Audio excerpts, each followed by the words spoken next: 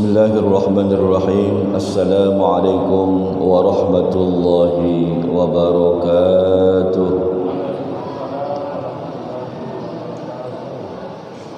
Alhamdulillah, alhamdulillahilladzi bi ni'matihi tatimmus shalihat wa bi taufiqihi wa hidayatihi tatahaqqaqul wajibat.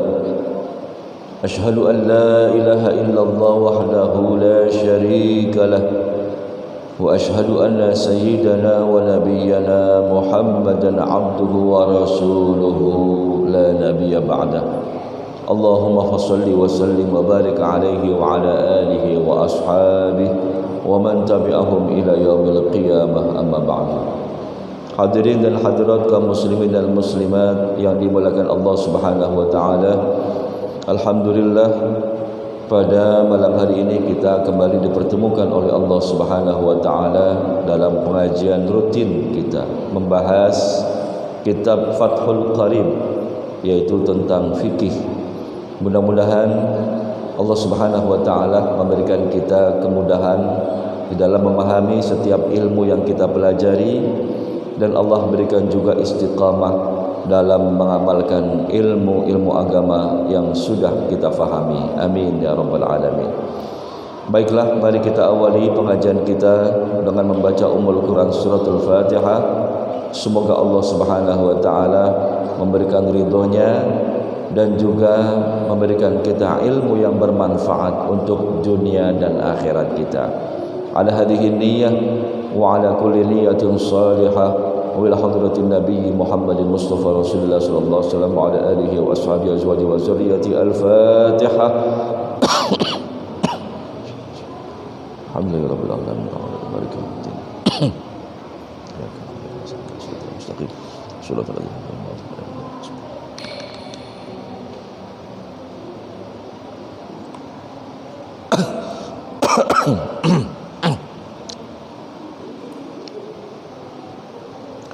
Baiklah, silakan dibuka kitab Fathul Qarib bagi yang menyimak. Kita masih membahas kelanjutan dari tema yang sebelumnya, yaitu tentang adab yang harus dimiliki oleh seorang qadhi. Adab atau tata krama atau etika yang harus dipunyai oleh seorang hakim. InsyaAllah pada kesempatan ini kita akan bahas materi itu. Bismillahirrahmanirrahim. Al-Fatihah bil qabul wa tamami kulli su'lin wa ma'mul ila hadrati Sayyidir Rasul sallallahu alaihi wasallam wa bi sanadil muttasil ila kalam Syekhil Muallif rahimahullah adaman nafa'a bihi wa bi barakati ulumihi wa bikum fid dharain amin radhiyallahu anhu. Qala al-musannif rahimahullah wa yustahabbu ay yajlisa wa fi ba'di nusakhi ay yanzila ayil qadhi fi wasatil biladi idza tasa'at khittatuhu. Dan disunnahkan bagi qadhi untuk tinggal di tengah negeri, ya, di tengah-tengah kota maksudnya, ya, apabila areanya itu sangat luas. Jadi kalau kita perhatikan gedung hakim itu biasanya mencolok kelihatan, ya, kayak di Jalan Merdeka itu, ya, itu ada Mahkamah Agung, tempatnya strategis, kemudian lokasinya persis di pinggir jalan dan kelihatan gedungnya sangat megah dan berwibawa. Ya, kalau gedung Mahkamah Agung masuk gang-gang ya repot juga itu. Ya, masuk Duta Keranji gitu nyarinya susah gitu. Ya, di samping Masjid At-Taqwa misalnya. Gangnya gang apa? Gang pisang apa? Gang apa? Repot juga, ya. Jadi memang harus tempatnya strategis, dapat dilihat dari segala penjuru dan mudah dijangkau oleh masyarakat. Ini kalau areanya sangat luas, ya. fa in kanatil baladu saghiratan nazala haitsu syaa. Apabila negeri tersebut atau kota tersebut adalah kota yang kecil, maka dia boleh tinggal di mana saja. Illam yakun hunaka maudhi'un mu'tadun tanzilu lahul qudatu. Jika memang tidak ada atau tidak tersedia tempat yang biasa disinggahi oleh para hakim. Jadi memang hakim-hakim ini kan memiliki tugas di wilayah. Jadi ada hakim provinsi, ada hakim tingkat kabupaten, ya, ada pengadilan tinggi, ada pengadilan negeri, ya. Maka jika memang kotanya kecil, ya, maka mereka boleh tinggal di mana saja. Ya. Hakimnya itu maksudnya, ya, boleh tinggal di mana saja. Terutama adalah mereka yang memiliki kewajiban untuk standby di tempat tersebut. Karena kalau tidak standby, nanti ketika datang kasus yang dibawa oleh masyarakat, nggak jadi dia menyelesaikan masalah, bisa main bunuh-bunuhan karena tidak ketemu hakimnya, nggak ada yang piket gitu ya. Jadi harus ada yang standby di situ untuk menyelesaikan kasus-kasus atau perkara-perkara yang terjadi pertengkaran antara dua pihak. Jadi harus diselesaikan. Nah, ini boleh ya, tinggal di mana saja jika memang negerinya kecil atau kotanya kecil. Wa yakunu julusul qadhi fi mawdi'in fasihin barizin ay zahirin linnas. Dengan demikian, tempat tinggalnya qadhi itu atau hakim itu harus di tempat yang luas, di tempat yang mencolok, yang jelas, yang nampak, yang kelihatan, yang mudah dilihat oleh orang, ya. Kayak di Saudi Arabia itu, ya, itu tempatnya sangat luas. Di Jeddah itu ada, ya, pengadilan tinggi Saudi Arabia. Itu di tempat yang sangat kelihatan, ya, di sekelilingnya ada lapangan yang luas dan mudah dijangkau karena dia berada di wasatil bilad, di tengah kota Jeddah, ya. Bihaitsu yarahul mustawtinu wal gharibu wal qawiyyu wad dha'ifu, yang mudah dilihat oleh penduduk setempat, wal gharibu, bisa dilihat oleh orang asing, orang yang kuat dan juga orang yang lemah. Jadi mudah dijangkau, mudah dikunjungi, ya. Bagaimana pengadilan yang akrab dengan masyarakat atau dekat dengan masyarakat, berarti pengadilan tersebut mengayomi. Tapi kalau pengadilan jarang dikunjungi, ya, hanya orang-orang tertentu, wah ini jangan-jangan pengadilannya ini ada apa-apanya, ya. Jadi pengadilan itu harus akrab dengan kasus-kasus yang muncul di masyarakat, ya. Nah, terus kita lanjutkan. Wa yakunu majlisuhu masunan min adharin wa bardin bin ayyakuna fi sayfi fi mahbir rih wa fi syita fi kannin. Kemudian bangunan tempat duduknya seorang hakim itu diharuskan terlindungi dari gangguan panas dan terlindungi dari gangguan dingin. Jadi kalau misalnya seorang hakim duduk gitu, ya, tendanya atasnya bolong, ya, panasan, kedinginan, hujanan, ya, bagaimana dia bisa nyaman untuk menyelesaikan kasus perkara yang dihadapi oleh masyarakat? Jadi dia harus memiliki bangunan khusus, bangunan yang nyaman, sehingga seorang hakim itu bisa duduk dengan baik dan bisa menyelesaikan kasus-kasus yang dihadapi oleh masyarakat, ya. Misalnya kalau di musim panas, ya, dia terhindar dari terik panas matahari, ya, paling nggak gitu. Kalau zaman sekarang sih udah ber-AC semua, ya, udah megah. Bahkan seorang hakim punya kantor khusus, punya ruangan pribadi yang sangat nyaman baginya untuk kasus-kasus besar yang dihadapinya. Dan juga di musim dingin terhindar dari rasa dingin yang luar biasa. wala hijaba lahu, dan tidak boleh ada penjaga.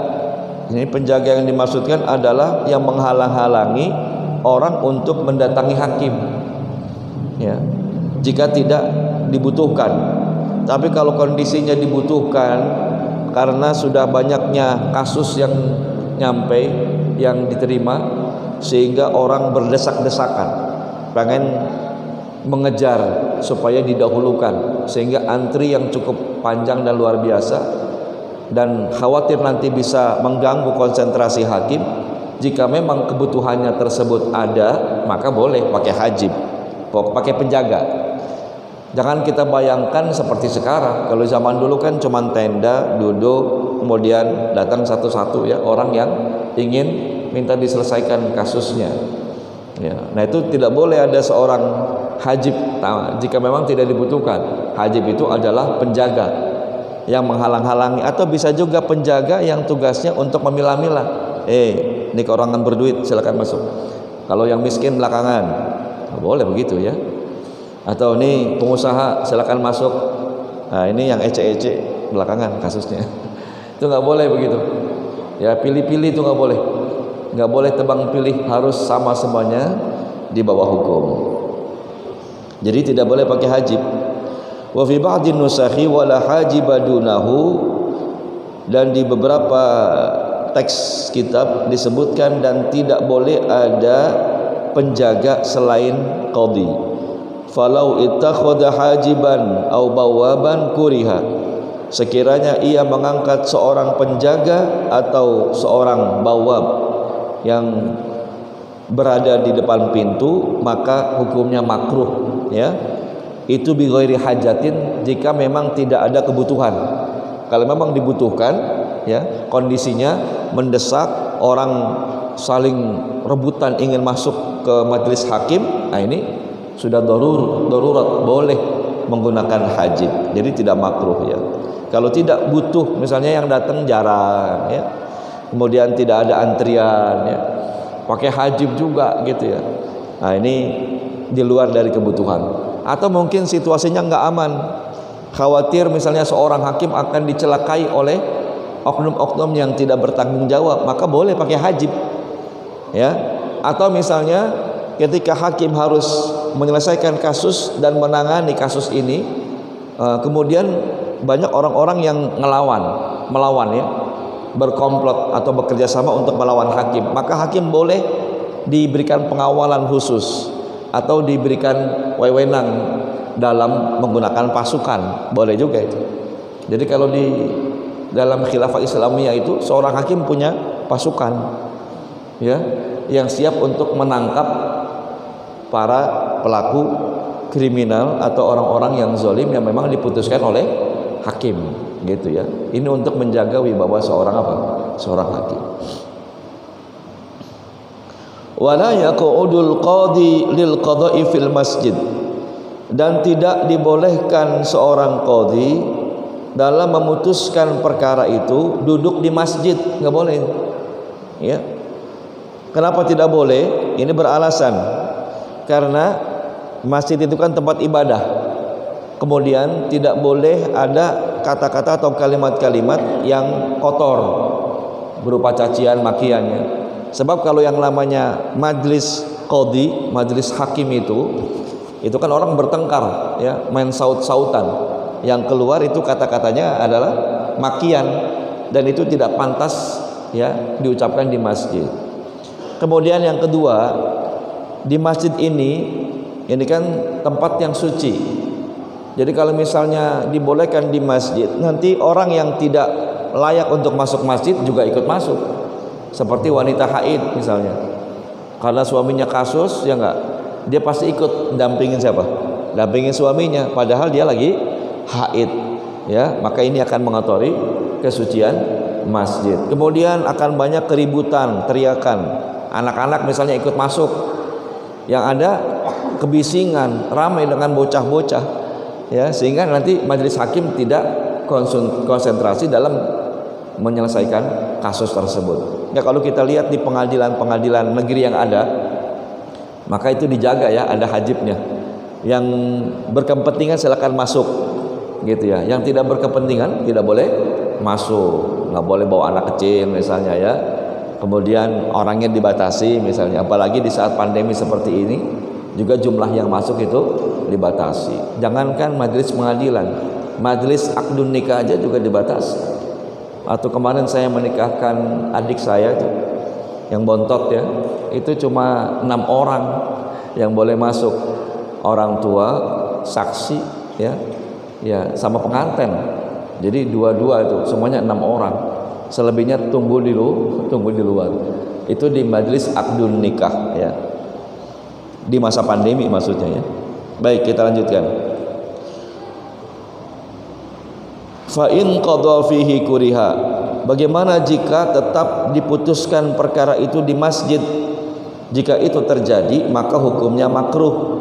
Fa in ittafaqa waqtu hudurihi fil masjidi li sholatin aw ghairiha khusumatan lam yukrah fasluha fihi. Jika memang sudah disepakati waktu kehadirannya, yaitu sepakat untuk hadir di masjid untuk menyelesaikan masalah, tapi tujuannya itu adalah untuk sholat atau untuk selainnya, khusumatan lam yukrah fasluha, lalu terjadi pertengkaran, maka tidak makruh hukum untuk menyelesaikan perkara itu jika memang terjadinya tanpa diduga. Jadi memang datang ke masjid bukan untuk menyelesaikan perkara ya, niatnya buat sholat. Kebetulan ada qadhi ya, ada hakim di situ, ya udah sekalian dah gitu, maka di situ menyelesaikannya tidak makruh. Wa kadza law ihtaja ilal masjid li uzrin min matarin. Demikian juga seandainya butuh untuk masjid atau butuh masjid untuk bernaung ya, karena ada uzur, antara lain misalnya karena hujan. Kalau hakim yang sebelumnya kan adanya di tenda. Tenda itu dari terpal. Kalau hujan basah, maka menggunakan masjid pada saat terjadi hujan itu tidak makruh, nggak apa-apa, itu dibolehkan ya. Jadi kalau misalnya ada maslahat menggunakan masjid karena tadi ada hujan atau mungkin untuk memudahkan pertemuan di situ di masjid ya, gampang dituju ya, maka perkara menyelesaikan masalah di masjid menjadi tidak makruh ya, jika memang dibutuhkan. Wa yusawil qadhi wujuban bainal khasmaini fi thalathati asya. Ini kita baca dulu ya footnote-nya di sini. Footnote-nya itu adalah tadi yang berkaitan dengan lokasi orang yang menjadi hakim itu dilarang untuk mengangkat seorang hajib atau penjaga pada waktu dia menyelesaikan masalah hukum bagi mereka yang bertengkar ya. Ini berdasarkan hadis Rasulullah sallallahu alaihi wasallam lima rawahu Abu Dawud wa Tirmidzi, hadis yang diriwayatkan oleh Imam Abu Dawud dan Imam Tirmidzi, an Abi Maryam al-Azdi radhiyallahu anhu qala sami'tu Rasulullah sallallahu alaihi wasallam yaqul. Dari Abi Maryam al-Azdi, semoga Allah meridhoinya, aku mendengar Rasulullah sallallahu alaihi wasallam bersabda, man wallahu Allahu azza wa jalla syai'an min amril muslimin. Barang siapa yang diamanahkan oleh Allah Subhanahu wa taala suatu perkara umat Islam, fahtajaba duna hajatihim wa khallatihim wa faqrihim, kemudian dia menghijabi dirinya, menghalangi dirinya dengan mengangkat seorang hajib, seorang penjaga tanpa ada kebutuhan, yahtajaballahu anhu duna hajatihi, maka nanti di akhirat Allah akan hijab dia ya, Allah akan hijab dia tanpa ada kebutuhan apapun. Nah, ini larangan bagi hakim untuk mengangkat hajib jika tidak ada kebutuhan. Wa hadza illam takun huna idza lam takun hunaka zahmatun tustad'a. Nah, dilarang untuk mengangkat penjaga itu apabila tidak ada kebutuhan. Salah satu kebutuhannya itu misalnya terjadi zahmah. Zahmah itu desak-desakan ingin masuk ke majelis hakim ya. maka boleh pada saat itu mengangkat seorang penjaga dengan tujuan untuk mengatur yang masuk, mengatur perkaranya, ya, perkara nomor 1, perkara nomor 2, perkara nomor 3, perkara nomor 4 sampai perkara nomor berapa misalnya, itu dipanggil berdasarkan urutan nomor. Ada nggak yang begitu? Ya, dipanggil ya. Ya, perkara nomor 1 silakan masuk, perkara nomor 2 silakan masuk. Nah, itu namanya hajib, yang tugasnya untuk mengatur majelis hakim. Jika memang tujuannya mengatur maka boleh, gitu ya. Baik. Wa yusawi bainal khasmaini fi thalathati asya.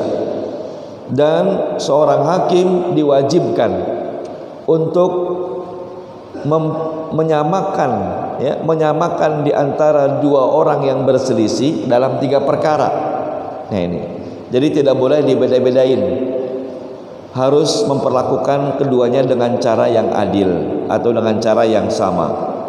Yang pertama adalah fil majlisi, yaitu kesamaan dalam majlis. Apa maksudnya? Fayajlisul qadil khasmaini baina yadayhi idza stawaya syarafan. Maka hendaknya seorang qadhi, seorang hakim mendudukkan dua orang yang berselisih itu di hadapannya apabila status sosial keduanya sama-sama orang yang syaraf, orang yang berkedudukan, samain tuh posisinya. Amma idza ammal muslimu fayarfa'u anil dhimmi fil majlis.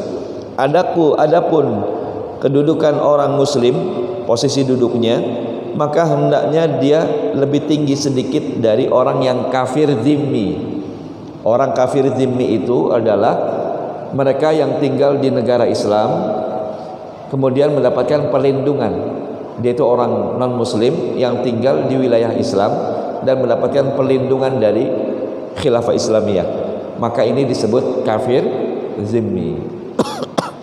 Sedangkan kafir harbi adalah mereka yang memerangi umat Islam, disebut kafir harbi. Nah ini harus dibedakan. Kalau muslim dengan kafir zimmi dalam posisi duduknya itu. Kemudian wasani ataswiyatu fil lafzi. Yang kedua adalah kesamaan dalam berbicara. Apa maksudnya? Al-kalam fala yasma'u kalama ahadihima dunal akhar. Seorang hakim itu tidak boleh hanya mendengar ucapan salah satunya saja, yang lain enggak boleh itu. Silakan bicara, ini diam ya. Silakan bicara, yang ini diam. Yang satu nggak pernah disuruh bicara, ya. Suruh apa? Diam aja. Nah ini hakim mendengarkan pembicaraan salah satunya saja, yang satu enggak. Ini tidak dibolehkan. Kemudian wasalisu ataswiyatu fil lahzi. Yang ketiga adalah kesamaan dalam menoleh. Jangan cuma ngeliatin yang sebelah kiri saja. Jadi harus kedua belah pihak. Kan adanya di depan, ya. Mungkin yang satu sebelah kanan, satu sebelah kiri. Ai an-nazaru fala yanzuru ahaduhuma dunal akhar. Tidak boleh hanya melihat, memandang kepada salah satu keduanya saja. Wala yajuzu lil qadhi ayyak. Sebelum kita lanjutkan, kita baca dulu di sini footnote-nya ya. Fala yanzuru ila ahadil khasmaini. Maka tidak boleh seorang hakim hanya melihat kepada salah satunya saja. Wa yaqbalu alaihi aktsar minal akhar. Kemudian lebih banyak menerima yang sebelah kiri dibanding yang sebelah kanan. Jadi lebih banyak dengerin yang sebelah kiri misalnya dibandingkan yang sebelah kanan. Itu tidak dibolehkan. Wal aslu kama annahu la yakhussuhu bi kalamin aw salamin duna khasmihi. Demikian juga tidak boleh seorang hakim menghususkan berbicara kepada salah satunya atau mengucapkan salam kepada salah satunya, yang lain tidak. Ini enggak boleh. Wa kadzalika sa'iru anwa'il ikram. Demikian pula semua bentuk pemuliaan itu tidak boleh melihat hanya sepihak saja, harus dua-duanya dilihat. Wal aslu fi hadza ma rawahu Daruqutni. Asal dalil masalah ini adalah seperti riwayat Imam Daruqutni an Ummi Salamah radhiyallahu anha qalat qala Rasulullah sallallahu alaihi wasallam, man labtuliya bil qada'i bainan nas falya'dil bainahum. Barang siapa yang diuji dengan memutuskan suatu perkara di antara manusia, maka hendaknya dia berlaku adil di antara mereka. Fi lahzihi, dalam melihatnya, menolehnya, wa isyaratihi, dan dalam memberikan isyarat, wa maq'adihi, dan tempat duduknya harus sama. Jadi misalnya memberikan isyarat hanya sebelah kanan aja, sebelah kiri nggak dikasih kesempatan untuk bicara. Nah, ini juga tidak boleh. Atau misalnya memberikan kesempatan kepada yang sebelah kanan berbicara lebih banyak dibandingkan yang sebelah kiri. Ini kelihatan ada ada ketidakadilan di dalam pengadilan. Ya. Baik. Jadi itu ya beberapa adab yang harus dimiliki oleh seorang hakim. Wala yajuzu ayyaqbalal hadiyah, dan seorang hakim tidak dibolehkan untuk menerima hadiah. Nggak boleh nih. Min ahli amalihi, ya, dari orang yang bekerja dengannya. Orang yang bekerja dengannya. Min ahli amalihi. Bisa jadi misalnya si orang yang bertengkar atau si terdakwa, supaya kasusnya diringankan, dia nggak langsung ngasih ke hakim kan, nggak mungkin. Dia ngasih lewat siapa? Lewat apa ajudannya, apa asistennya, apa sekretarisnya misalnya gitu ya. Nanti sekretarisnya itu akan ngasih kemana? Ke hakim. Nah itu hadiahnya itu karena ada tujuan. Ya, jika dia hadiahnya tanpa ada efek atau pengaruh kepada perkara yang sedang diputuskan, itu nggak apa-apa, sekedar hadiah aja. Apalagi sudah mentradisi di wilayah itu ngasih hadiah, tapi tanpa ada embel-embel harus dimenangkan perkaranya atau dibatalkan perkaranya atau dimenangkan kasusnya, ya, atau dibatalkan kasusnya. Nah, tanpa ada embel-embel itu. Kalau ada embel-embel seperti itu, maka itu sama dengan riswah, sogok menyogok, ar-rashi wal murtashi wal warraisi finnar, ya, bahwa orang yang menyogok dan yang disogok dan orang yang membantunya, maka dia akan dikutuk, dimasukkan ke dalam nerakanya Allah Subhanahu wa taala, dimulai dari memberi hadiah. Nah, ini tidak diberikan. Kalau hadiahnya tanpa embel-embel, nggak masalah, ya, nggak masalah, boleh-boleh aja. Tapi kalau hadiah biasanya selalu ada ada embel-embelnya, ya. Nah itu.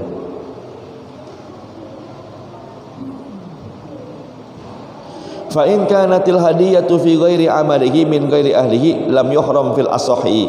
Maka jika hadiah itu berasal bukan dari pekerjaannya, bukan karena dia sebagai hakim, ya, dan bukan dari orang yang bekerja dengannya, maka itu tidak diharamkan. Misalnya ketika anaknya mengadakan pesta perkawinan, ya, kemudian dia dikasih hadiah, ya, hadiahnya misalnya buat anaknya gitu, ya, misalnya buat anaknya si hakim, ya, tidak ada embel-embelnya atau tidak ada hubungannya dengan perkara yang diselesaikan, itu nggak apa-apa kalau gitu. Karena kan acara apa? Acara pernikahan, acara akdun nikah atau acara walimatul khitan misalnya, walimatul urus, maka boleh yang seperti itu karena tidak ada embel-embel ke sana. Tapi kalau ada embel-embel, ternyata misalnya ketika kasusnya dikalahkan, lalu hakimnya itu diapain? Ditanya atau diancam, berarti hadiah itu ada hubungannya. Nah, itu diharamkan, itu nggak boleh diterima.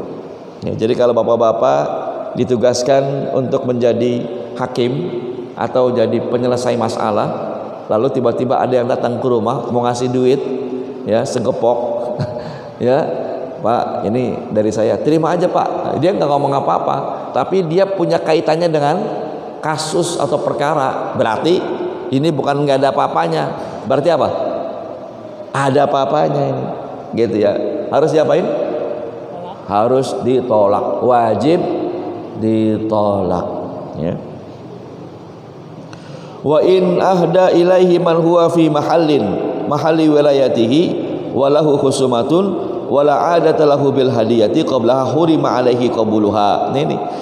Dan jika yang memberikan hadiah itu adalah orang yang sedang bermasalah dalam kasus, sedang ada perkara dan tidak mentradisi memberikan hadiah pada saat itu, maka haram untuk menerima hadiah itu. Haram. Ya. Jadi kita harus tegas, harus komit ya dalam masalah hukum. Tidak boleh kita ini terpengaruh dengan hadiah-hadiah atau sogokan-sogokan yang ada. Karena kalau nanti dipengaruhi oleh hadiah-hadiah dan sogokan-sogokan yang ada, akan banyak terjadi kezaliman. Yang harusnya dihukum malah dibebaskan. Ini berbahaya ya, dan akan hilang kepercayaan. Baik, silakan mungkin kalau ada jamaah yang mau bertanya.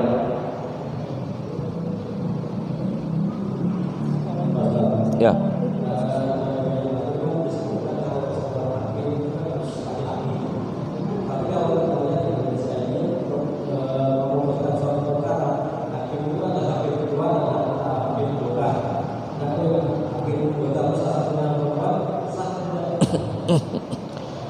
Yang penting ketuanya. Yang penting ketuanya ya dalam majelis hakim. Ini dalam Islam ya. Jadi cara pandang kita ini menurut pandangan Islam. Kalau dalam pandangan negara kita ini kan tidak berdasarkan syariat Islam ya. Maka bebas-bebas aja itu mah, tergantung dari ahlinya. Kalau dia ahli di sini mah tidak dipersoalkan ya. Apakah hakimnya itu laki-laki atau perempuan? Tapi kalau hakim agung harus laki-laki. Qadil qudot itu harus laki-laki. Kan pernah saya jelaskan ya. Kalau perempuan itu lebih banyak bermain dengan perasaan. Kemudian yang kedua, kalau perempuan itu kan ada masa istirahatnya dari pekerjaan. Kalau dia hamil, ya repot nanti kalau hakim agung lagi mana? Lagi hamil 6 bulan. Jadi sementara tidak prek dulu ya untuk menghukumi masyarakat gitu ya. Repot juga. Jadi banyak kendalanya. Makanya di dalam Islam seorang hakim itu harus laki-laki. Saya kira itu. Bahkan ada dalam satu hadis dikatakan man wallau amrahum imratan ya, rugilah apabila menyerahkan perkara itu kepada amrahum imratan. Ini maksudnya kalau perempuan itu tadi banyak dibawa oleh perasaan ya, sehingga nanti kasihan mulu ya, giliran yang berkasus itu adalah saudaranya, maka karena kasihan akhirnya tidak jadi memutuskan perkara. Nah, saya kira itu. Ada lagi yang lain? Tadi apa?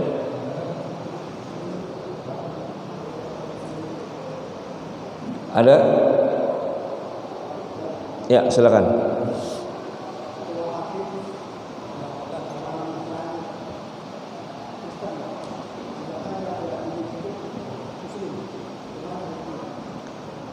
Pernah kita bahas ya, salah satu syarat hakim itu harus muslim. Hakimnya harus muslim. Jadi tidak boleh hakim jadi non muslim. Tapi kalau yang berperkara itu boleh non muslim mengajukan. Tadi kan ada kafir dzimmi, ya, non muslim berarti dia punya perkara dengan orang Islam, maka boleh. Tapi kalau hakimnya itu harus muslim, wajib muslim dalam negara Islam. Tapi kalau negara kita ya tidak melihat sisi agama ya, nggak ada. Kalau dalam negara Islam maka syaratnya harus muslim.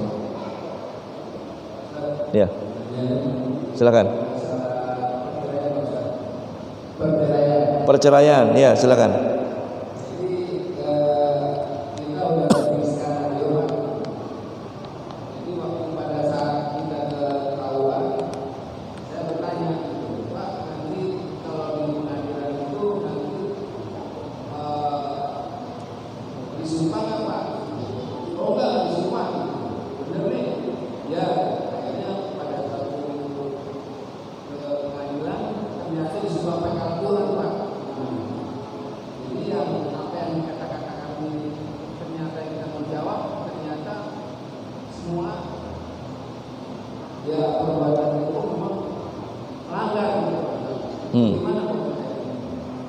Iya. Pertanyaannya ini boleh nggak menggunakan Al-Quran gitu dalam bersumpah? Iya, itu pertanyaannya itu. Ya.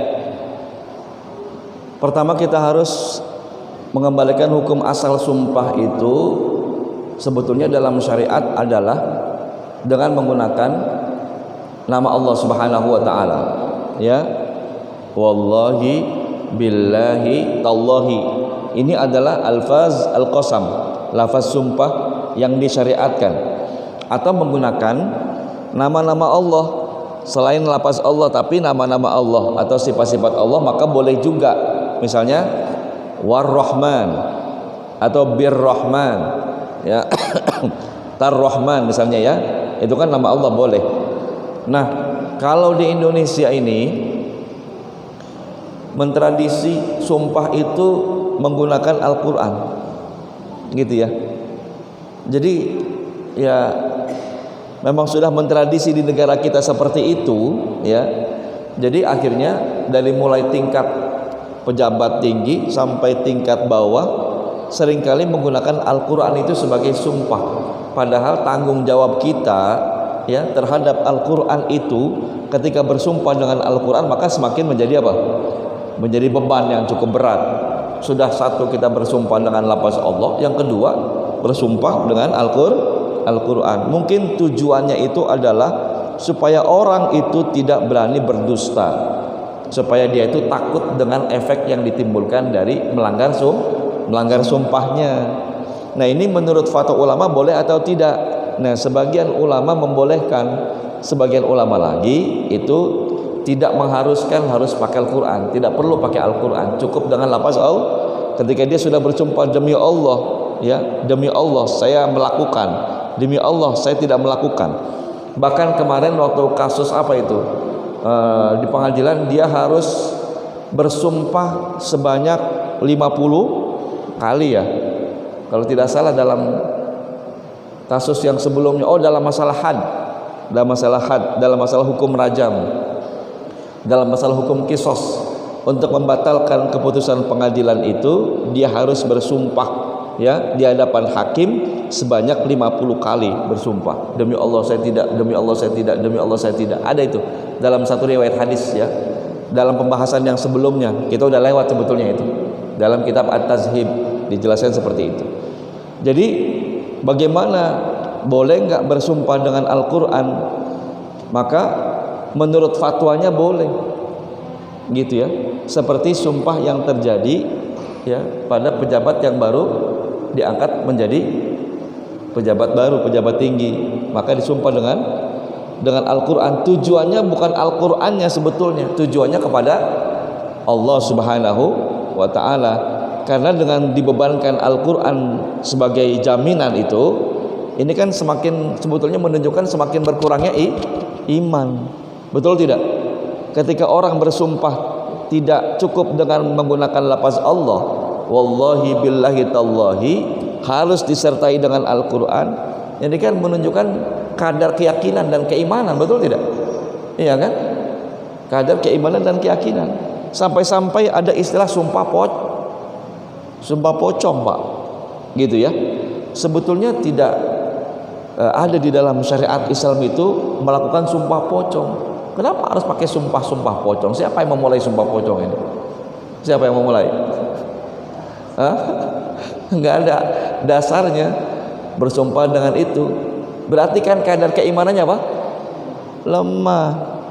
Coba lihat di zaman Bani Israel, ada orang yang cukup meminjam uangnya, jaminannya tidak perlu pakai barang, ya, tidak seperti kita minjam uang di bank, tapi jaminannya itu adalah Allah. Ketika dia meminjam uang dari sahabatnya sebanyak 1000 dinar, maka temannya yang punya uang ini bilang, apa jaminan kamu? Allah. Bilang begitu saja, itu cukup, sudah selesai. Yakin dia. Tuh, luar biasa nggak? Itu tanda bahwa keimanan itu sangat dihargai, sumpah itu sangat dihormati karena keimanan dan keyakinan. Coba di zaman sekarang Bapak minjem ke bank, Bapak jaminannya ada Allah, kira-kira dikasih nggak Pak? Hah? Sertifikatnya ada nggak Pak? BPKB-nya ada nggak Pak? Kan begitu ya zaman sekarang. Kenapa demikian? Semakin banyaknya penipuan atau semakin banyaknya orang-orang yang berbuat kezaliman, sehingga orang semakin khawatir. Bukan khawatir kepada dirinya, khawatir kepada orang yang dihadapinya gitu. Nah ya seperti itu ya. Jadi ya boleh-boleh saja tadi ya bersumpah dengan menggunakan Al-Quran sebagai jaminan ya, tapi tetap sumpahnya itu bukan bil Quran, nggak boleh ya, nggak boleh bil Quran ya, demi Al-Quran saya tidak akan melakukan ini atau saya melakukan ini, nggak boleh, tapi tetap bersumpah dengan nama Allah. Yang boleh bersumpah dengan makhluk Allah itu hanya Allah Subhanahu wa ta'ala. Kita sebagai manusia tidak boleh bersumpah dengan makhluk. Demi Al-Quran, demi bintang, demi bulan, demi pohon, nggak boleh, nggak boleh ya, nggak boleh. Tapi kalau Allah boleh, kalau kita tidak boleh gitu ya. Jelas ya, saya kira itu. Ada lagi silakan ya.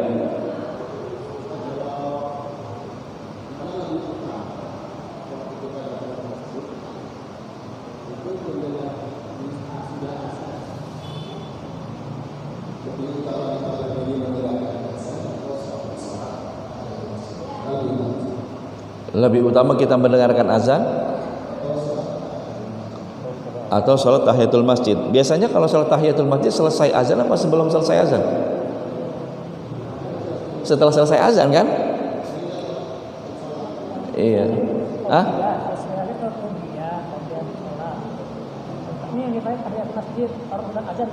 Oh tahiyatul masjid.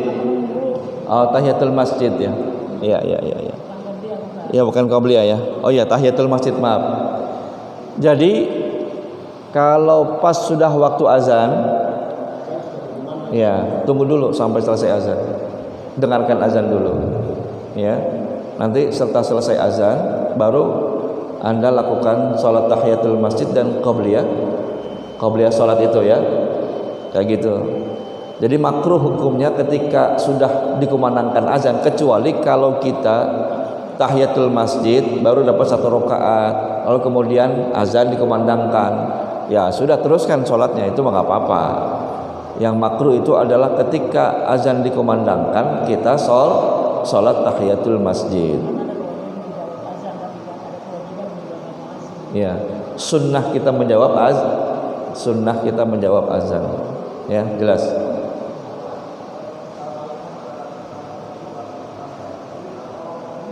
Ya, lihat waktunya Pak. Kalau waktunya masih muwassa, masih luas antara azan dan iqamah, maka Bapak laksanakan dua-duanya, tahiyatul masjid dan qabliyah. Tapi kalau Bapak datang misalnya sudah mau mendekati iqamah ya, waktu tinggal 1 menit lagi ya, ini hanya cukup ya 2 rakaat ya, berarti cukup kita kerjakan qabliyah saja dan Bapak sudah mendapatkan pahala tahiyatul masjid gitu ya, paham? Jadi sudah dianggap tahiyatul, jadi sudah include, sudah masuk di dalamnya.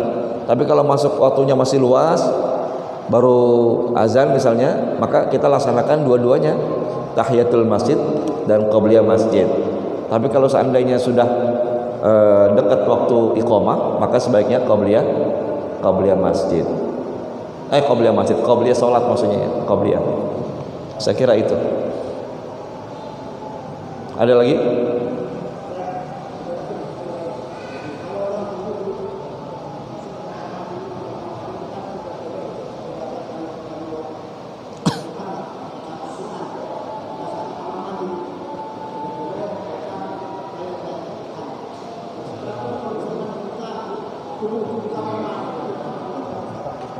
Iya.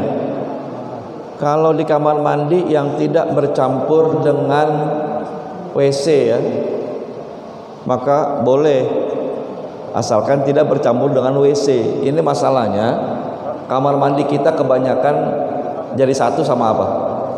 Sama WC, sama toilet kan gitu. Kita wudhu, iya. tetap aja di situ kan adab ya, adab ya. Makanya kalau bisa WC-nya itu dipisah gitu, WC sendiri, kamar mandi sendiri gitu. Jadi pada waktu kita mengucapkan niat-niat tertentu ya, di situ ada lafaz Allah, maka itu tidak makruh hukumnya ya. Nabi aja kalau masuk ke kamar mandi itu di cincinnya ada tulis lafaz Allah ya, maka beliau copot cincinnya itu, nggak boleh dibawa masuk ke dalam WC seperti itu ya. Abdulnya begitu. Kalau nggak bercampur nggak apa-apa, tapi kalau misalnya bercampur dengan WC maka cukup kita ini di dalam hati saja mengucapkannya, maka itu sudah dianggap berdoa kepada Allah Subhanahu wa taala tanpa dilapazkan. Karena kan qabulun niyah itu adalah di hati. Misalnya mandi junub ya, kan itu harus pakai apa? Pakai niat. Di situ ada penyebutan lafaz Allah ya, padahal di situ ada WC ya. Maka ini dalam hati sudah sah niatnya. Walaupun ada sebagian juga yang memfatwakan tutup aja katanya toiletnya gitu ya. Tutup aja katanya itu. Kalau ditutup berarti nggak masalah katanya ya. Kalau menurut saya masih kurang beradab juga gitu, karena itu tetap aja tempat kita buang air gitu ya. Jadi kalau bisa di dalam hati saja. Jadi kalau kita ucapkan makruh saja hukumnya. Makruh. Di kamar mandi pun boleh kita berzikir, tapi dalam hati ya. Ketika buang air juga boleh berzikir dalam hati. Betul? Makanya kalau kita mau masuk doa Allahumma inni a'udzubika minal khubuthi wal khaba'ith, itu di luar. Sebelum masuk, ini kebanyakan udah masuk baru baca doa ya. Padahal itu sunnahnya qoblad dukhul, sebelum kita masuk ke WC.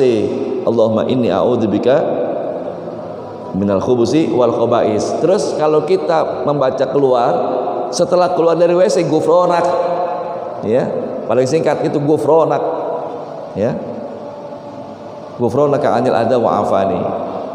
Jelas tuh? Baik, cukup sudah? Alhamdulillah.